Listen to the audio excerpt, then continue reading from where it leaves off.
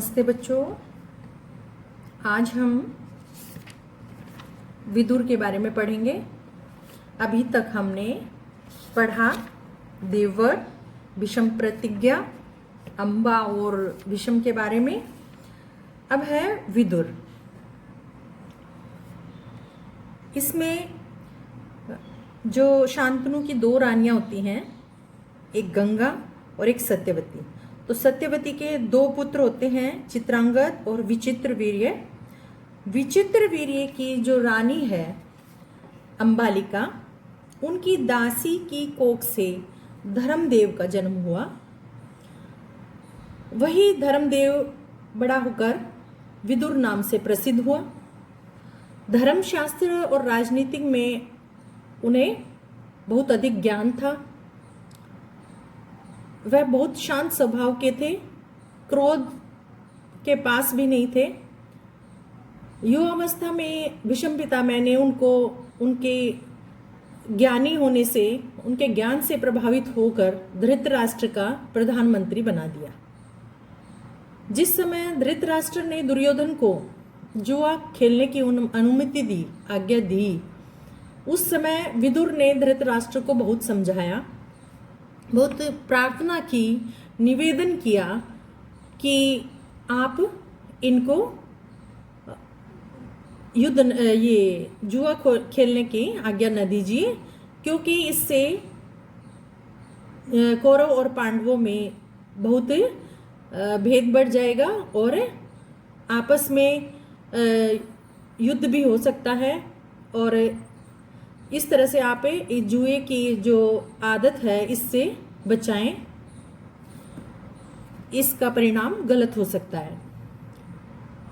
तो धृतराष्ट्र विदुर की बात से बहुत प्रभावित हुए और उन्होंने दुर्योधन को अकेले में बुलाकर बहुत समझाने की कोशिश की, लेकिन दुर्योधन ने एक न सुनी। तो धृतराष्ट्र ने कहा कि विदुर हमारा बहुत भला चाहने वाला है, वो बहुत बुद्धिमान है, जो भी कुछ कह रहा है वो हमारी भलाई के लिए कह रहा है। लेकिन दुर्योधन ने बिल्कुल नहीं मानी और वह उसी रास्ते पर गया जो उसने सोच रखा था। फिर उसके बाद विदुर जो है, जब दुर्योधन नहीं माना तब विदुर पांडवों के पास गया। युधिष्ठिर को उन्होंने बहुत समझाया, लेकिन युधिष्ठिर ने कहा कि मैं सभी बातों को जानता हूँ, मुझे पता है इन बातों का परिणाम क्या होगा, लेकिन काका धृतराष्ट्र अगर मुझे बुलाएं और मैं ना जाऊं तो वह मेरे लिए उचित नहीं होगा। उसके बाद आता है कुंती। इसमें है यदु वंश के एक राजा सूरसेन श्री कृष्ण के पितामह थे। उनकी प्रेथा नाम की कन्या थी जो कुंती थी। सूरसेन के फुफेरे भाई कुंती भोज के कोई संतान न थी। उन्होंने कुंती भोज को वचन दिया कि उनकी जो पहली संतान होगी वह कुंती भोज को गोद दे देंगे। उसी बात के अनुसार सूरसेन ने कुंती भोज को प्रथा गोद दे दी। सूरसेन ने जब कुंती भोज को प्रथा गोद दे दी, तब कुंती भोज के यहाँ रहने से प्रथा का नाम कुंती रख दिया। कुंती के बचपन में ऋषि दुर्वासा कुंती भोज के यहाँ गए। कुंती ने 1 वर्ष तक बड़ी सावधानी व सहनशीलता के साथ सेवा की भावना से काम किया। उनकी सेवा टहल से दुर्वासा ऋषि बहुत खुश हुए और उन्होंने उसे उपदेश दिया, कुंती भोज कन्या, तुम किसी भी देवता का ध्यान करोगी तो वह अपने ही समान एक तेजस्वी पुत्र तुम्हें प्रदान करेगा। इस प्रकार सूर्य के संयोग से कुमारी कुंती ने सूर्य के समान तेजस्वी एक सुंदर बालक को जन्म दिया। जन्म से ही उस बच्चे को कवच, वह बालक जो है वह कवच और कुंडलों से सुशोभित, आगे चलकर शस्त्रधारियों में श्रेष्ठ कर्ण नाम से प्रसिद्ध हुआ वह बालक।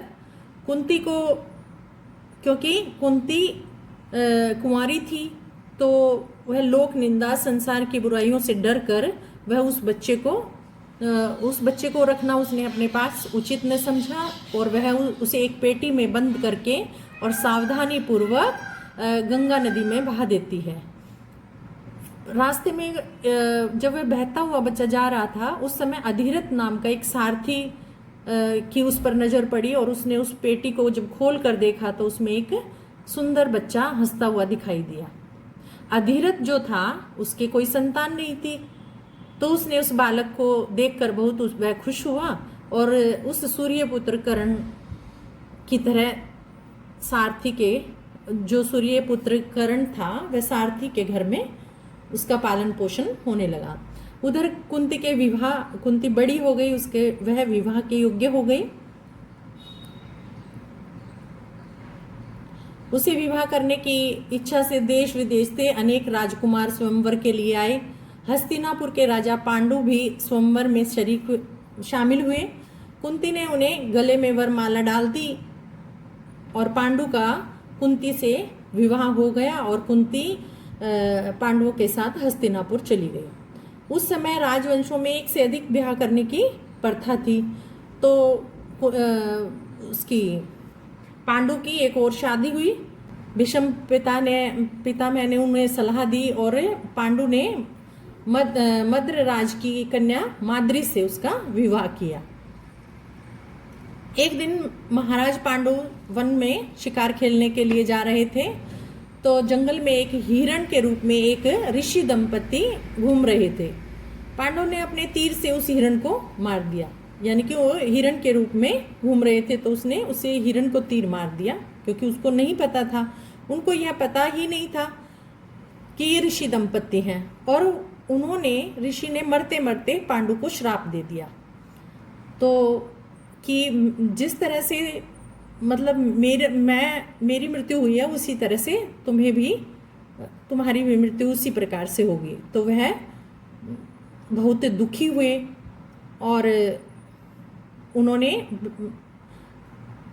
वहां से लौटकर भीष्म पितामह और विदुर को सारा राज्य का कारोबार सौंपकर और वे अपनी पत्नी के साथ वन में चले गए, और वहां जाकर ब्रह्मचारी के जैसा जीवन व्यतीत करने लगे। कुंती ने देखा कि महाराज को संतान की लालसा है, लेकिन ऋषि के श्रापग्रस्त था वह, क्योंकि ऋषि ने उसे श्राप दे दिया था, तो वह संतान प्राप्त नहीं कर सकता था। तो उसने विवाह से पूर्व दुर्वासा ऋषि से जो वरदान प्राप्त किया था उसका जिक्र कुंती ने पांडु को किया। तो उसके अनुरोध पे कुंती और माद्री ने देवताओं के अनुग्रह से उसने सूर्य देव को याद करके और 5 पांडवों को जन्म दिया। वन में 5 पांडव जन्म उनका हो गया। माद्री से 2 पुत्र उत्पन्न हुए और कुंती से 3। तो दोनों स्त्रियों के साथ महाराज पांडु कई वर्ष तक वन में ही रहे।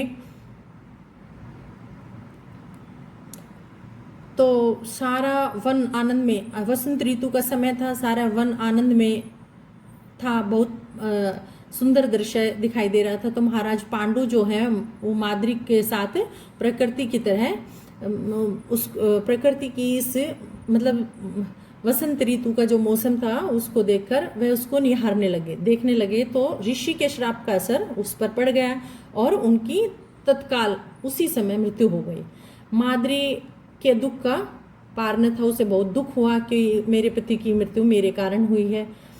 तो दुर्योधन, कुंती और 5 पांडव बहुत शोक में थे, क्योंकि उनको बहुत झटका लगा और वन के ऋषि मुनियों ने उसे समझा बुझाकर उनको शांत करके उन्हें हस्तिनापुर ले गए और भीष्म पितामह के पास छोड़ दिया। युधिष्ठिर की उम्र उस समय 16 वर्ष की थी, क्योंकि वह भी अधिक, सबसे जो बड़ा बेटा था युधिष्ठिर, उसकी भी उम्र ज्यादा नहीं थी। हस्तिनापुर के लोगों ने जब ऋषियों से सुना कि वन में पांडु की मृत्यु हो गई, तो उनको सभी लोगों को बहुत दुख हुआ और पोते की मृत्यु पर शोक करती हुई सत्यवती, क्योंकि वो सत्यवती का पोता था और उन्होंने सत्यवती को जब पता चला तो उसको बहुत दुख हुआ और वह अपनी दोनों विधवा पुत्र वधुओं को अंबिका और अंबालिका को साथ लेकर वन में चली गई। तीनों वृद्धाएं कुछ दिन तपस्या करती रही और बाद में स्वर्ग सिधार गई, यानी कि उनकी मृत्यु हो गई। और अपने कुल में जो छल प्रपंच, जो भी धोखा हुआ उस तथा अन्याय होने वाले जो भी थे, वह उन्हें देखना उचित नहीं उन्होंने समझा।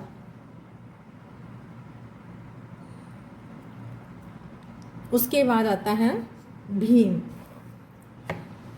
भीम जो है पांडव, 5 पांडव थे जो, उनमें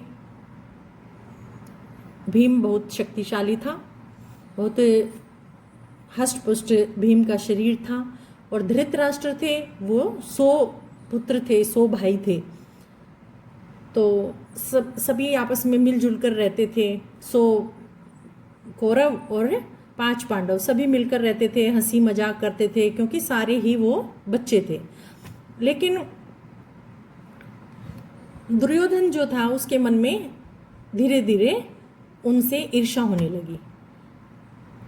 तो भीम के प्रति दुर्योधन को ज़्यादा ईर्ष्या थी, क्योंकि वह बहुत बलशाली था, उसका शरीर बहुत हष्ट-पुष्ट था। तो दुर्योधन को उससे बहुत मतलब ईर्ष्या होती थी, जलन होती थी। तो भीम को जैसे बच्चे, छोटे बच्चों को आपस में एक दूसरे को छेड़ने में बड़ा आनंद आता है, उसी तरह से जो दुर्योधन भीम था वह उन भाइयों को बहुत छेड़ता था, तो उसको आनंद मिलता था। वह उन्हें कोई वैर भाव से उनको नहीं छेड़ता था, सिर्फ बचपने में वह उन्हें छेड़ता था। लेकिन उन्हें वह धीरे धीरे वह चीज़ें ईर्ष्या भाव में बदलने लगी। तो दुर्योधन भीम से, उसको इस तरह से करने से भीम को बहुत द्वेष बढ़ने लगा। तो सभी जो बच्चे हैं वो कृपाचार्य से अस्त्र शस्त्र की विद्या भी सीखने लगे। सभी पांडव और कौरव साथ रहते थे, साथ सीखते थे। पांडव जो थे अस्त्र शस्त्र विद्या में भी निपुण थे। तो इन सभी बातों से दुर्योधन को उनके प्रति ईर्ष्या होने लगी। तो एक दिन वो सारे स्नान करने के लिए चले जाते हैं। तो दिन भर स्नान करते हैं, फिर वह भीम को दुर्योधन विष दे देता है। और सारे दिन भर पानी में स्नान करते हैं, तो खेलते हैं, तो थक जाते हैं, तो सारे अपने स्थान पर आकर सो जाते हैं। लेकिन जो भीम है वह वहीं पानी से बाहर निकलते ही वहीं बेहोश की अवस्था में गिर जाता है। तो दुर्योधन उसको वहाँ से पत्ते बेल आदि तोड़कर वह उसको भीम को बांध देता है और उस पानी में छोड़ देता है, और सोचता है कि भीम पानी में तैरता हुआ कहीं दूर चला गया होगा और हो सकता है वह कभी भी वापस न आए। लेकिन ऐसा नहीं हुआ। तो चारों भाई जब नींद से उठे तब उन्होंने देखा कि भीम नहीं है, तो बहुत चिंतित हुए। उन्होंने अपनी माता कुंती को बताया। कुंती भी बहुत चिंतित हो गई। तो देखते हैं थोड़ी ही देर में भीम थोड़ा जैसे नींद में चलता हुआ आ रहा है। तो उसको देखकर सभी खुश हो गए और उनका जो मन है थोड़ा शांत हुआ। और भीम को जब इन सभी बातों का पता चला तो भीम बहुत क्रोधित हुआ कि दुर्योधन के द्वारा मेरे साथ ऐसा किया गया है। लेकिन भीम ने कहा कि मैं अभी जाकर दुर्योधन को मजा चखाता हूँ। लेकिन युधिष्ठिर बड़ा था, समझदार था, उसने भीम को समझाया कि हमें ऐसी स्थिति में नहीं करना चाहिए। हम सभी देख रहे हैं वह हमारे प्रति क्या कर रहे हैं। अब आता है कर्ण। पांडवों ने सबसे पहले कृपाचार्य और बाद में द्रोणाचार्य से अस्त्र शस्त्र की विद्या प्राप्त की। जब वह विद्या में निपुण हो गए तो एक बहुत बड़ा समारोह किया गया। सब लोगों ने अपना अपना प्रदर्शन किया। सारे जो लोग हैं समारोह में देखने के लिए आए। तरह तरह के खेल हुए। सभी राजकुमार अपने आप को सबसे ऊपर दिखाना चाहते थे, आपस में सभी में मुकाबला था। तो पांडव पुत्र अर्जुन के बराबर में कोई भी तीर चलाने वाला नहीं था। अर्जुन बहुत बड़ा धनुष विद्या में निपुण था। फिर सब लोग उसकी अद्भुत चतुरता से बहुत दर्शक और सब राजवंश के जो लोग थे सभी हैरान हो गए। दुर्योधन को ये सब देखकर बहुत जलन होती थी। खेल चल ही रहा था कि इतनी देर में रंगभूमि के द्वार पर एक बहुत बलशाली और रोबीला युवक अपनी मस्तानी चाल से अर्जुन के सामने आकर खड़ा हो गया। तो वह युवक कोई और नहीं था, वह कुंती से, जब कुंती ने सूर्य देव से पुत्र को प्राप्त किया था, यानी कि जब वह कुंती ने नदी में बंद करके पानी में बहा दिया था, वह पुत्र अधिरथ के द्वारा पाला गया था, लेकिन वह कुंती का पुत्र ही था, कर्ण तो वही था। लेकिन यह बात किसी को भी नहीं पता था कि यह कुंती का पुत्र है। तब रंगभूमि में कर्ण प्रवेश करता है और अर्जुन को ललकारता है। तो ये देखकर दुर्योधन को बहुत खुशी होती है कि कोई अर्जुन को ललकारने के लिए रंगभूमि में आया है, और वह उसको कर्ण को अपने गले लगाता है और उसकी पीठ ठोकता है कि अर्जुन को तुम इस रंगभूमि में हरा सको। तो ये सब बातें जब वहाँ आके कर्ण करता है, तब सभी बोलते हैं कि कर्ण को युद्ध भूमि में रंगभूमि में आने की अनुमति नहीं है, क्योंकि वह एक सारथी का पुत्र है और वह ऐसे बिना बुलाए रंगभूमि में आकर और किसी को नहीं ललकार सकता। तभी दुर्योधन कर्ण को अंग देश का राजा बना देता है, और दुर्योधन ने तुरंत पितामह भीष्म एवं धृतराष्ट्र से अनुमति लेकर रंगभूमि में राज्याभिषेक की सामग्री मंगवाई और तुरंत उसका राज्याभिषेक करके उसको अंग देश का राजा घोषित कर देता है। तो जो बूढ़ा सारथी अधिरथ है, जिसने कर्ण को पाला था, वह वहाँ लाठी टेकता हुआ, भय के मारे कांपता हुआ उस सभा में प्रवेश करता है। तो कर्ण अभी अभी अंगदेश का राजा बना था, तो उसको देखते ही धनुष नीचे रखकर उठ खड़ा हुआ और अपने पिता का मान करके, इज्जत कर बड़े आदर के साथ सिर झुकाता है। तभी बूढ़े ने अपने बेटे से को गले लगा लिया और यह देखकर भीम खूब कहा मारकर हंसने लगा। बोला, सारथी के बेटे धनुष छोड़कर हाथ में चाबुक लो चाबुक, इस तरह से उसका मजाक उड़ाते हैं। वही तुम्हें शोभा देता है अर्जुन के विपक्ष में आकर युद्ध करने की तुम योग्य नहीं हो। तो सभी सभा में खलबली मच जाती है। उसी समय सूर्य डूबने का समय होता है, वही समय सूर्य डूबने के लिए है। तो मशालों और दीपकों की रोशनी हो जाती है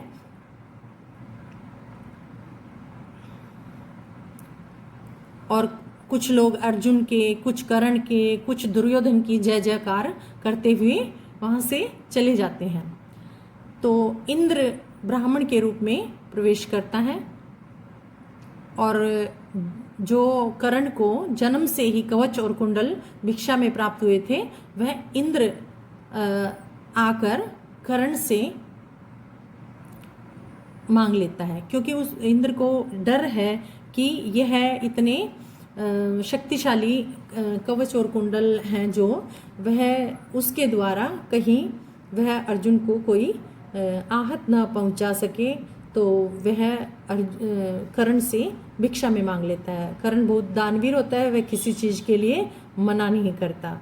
तो कर्ण को सूर्यदेव से पहले ही सचेत कर दिया था कि धोखा करने के लिए इंद्र उसके साथ ऐसी चाल चल रहे हैं, लेकिन कर्ण दानी है तो वह इनको मना नहीं करता। तो भिखारी के वेश में इंद्र उसे इस तरह से कुंडल और कवच भिक्षा के रूप में ले लेता है। तो सभी उसकी दानवीरता की प्रशंसा करते हैं और उसकी दानवीरता देखकर हैरान हो जाते हैं। तो उन्होंने उनसे कहा कि तुम इन सब बातों से मैं बहुत खुश हूं और तुम कोई भी वरदान मांग सकते हो।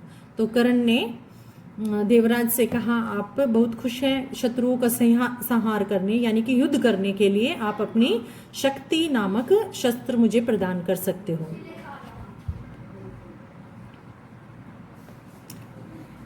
युद्ध में जिस किसी को लक्ष्य करके इसका प्रयोग करोगे वह जरूर मारा जाएगा, परंतु एक बार तुम इसका प्रयोग कर सकोगे, दोबारा इसका प्रयोग नहीं कर सकते। एक बार प्रयोग करने के बाद यह जो वरदान मैं तुम्हें दे रहा हूं, ये जो शस्त्र मैं तुम्हें दे रहा हूं, ये वापस मेरे पास आ जाएगा। तो कर्ण को परशुराम जी से ब्रह्मशास्त्र सीखने की इच्छा हुई और उन्होंने परशुराम जी के पास गए और उन्होंने प्रार्थना की। तो उन्होंने अपना शिष्य स्वीकार किया और परशुराम ने उन्हें ब्राह्मण समझकर अपना शिष्य बना लिया और छल के कर्ण ने ब्रह्मशास्त्र चलाना सीख लिया। एक दिन परशुराम कर्ण की जांघ पर सिर रखकर सो रहे थे, तो वहां एक काला भंवरा आ जाता है और कर्ण की जांघ के नीचे घुसकर उसे काटने लगता है।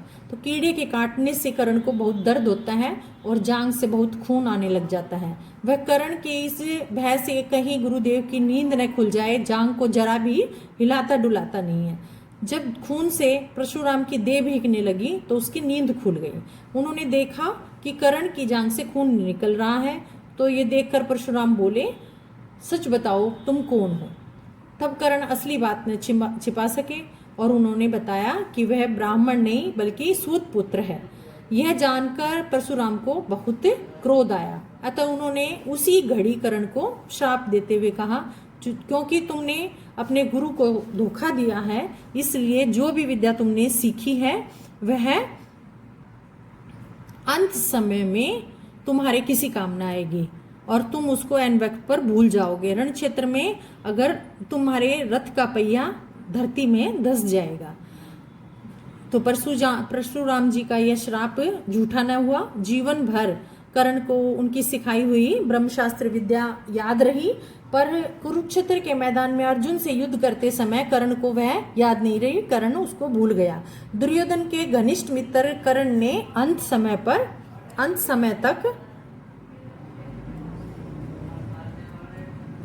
समय तक कौरवों का साथ नहीं छोड़ा। कुरुक्षेत्र के युद्ध में भीष्म तथा आचार्य द्रोण को आहत हो जाने के कारण दुर्योधन ने कर्ण को ही कौरव सेना का सेनापति बनाया। कर्ण ने 2 दिन तक अद्भुत कुशलता के साथ युद्ध किया। आखिरी जब श्राप वश उसके रथ का पहिया जमीन में धंस गया, क्योंकि उन्होंने जो उनके गुरु थे उन्होंने उसे श्राप दिया था, तो वो पहिया जमीन में धंस जाता है और धनुष बाण रखकर जमीन में धंसा हुआ पहिया निकालने की जब वह कोशिश करता है, उसी समय अर्जुन ने उस महारथी पर प्रहार कर दिए। माता कुंती ने जब यह सुना तो माता कुंती को बहुत दुख हुआ, क्योंकि कर्ण भी माता कुंती का ही पुत्र था, लेकिन यह बात किसी को पता नहीं था। तो आज हम यहीं तक पढ़ेंगे। कल नेक्स्ट क्लास में हम द्रोणाचार्य से शुरू करेंगे। 9 और 10 चैप्टर अगली क्लास में हम करेंगे और रीडर में आपके 10 चैप्टर आएंगे और बाल महाभारत कथा में भी 10 नंबर तक आपके चैप्टर आएंगे। द्रोणाचार्य के बाद लाख के घर तक का हम हमारे S1 की परीक्षा में आएंगे, तो सभी चैप्टर आप अच्छी तरह से याद करें। इसके एक नंबर वाले कुछ क्वेश्चंस नोट्स में आपको भेज दूंगी, उन नोट्स में से आपको वो क्वेश्चन लर्न करने हैं। पहले आप अच्छी तरह से उसको रीड करें, फिर उन चैप्टर से उन क्वेश्चन से आपको थोड़ा आइडिया हो जाएगा और भी कोई उनके अलावा और भी एक नंबर के क्वेश्चंस आपसे पूछे जा सकते हैं।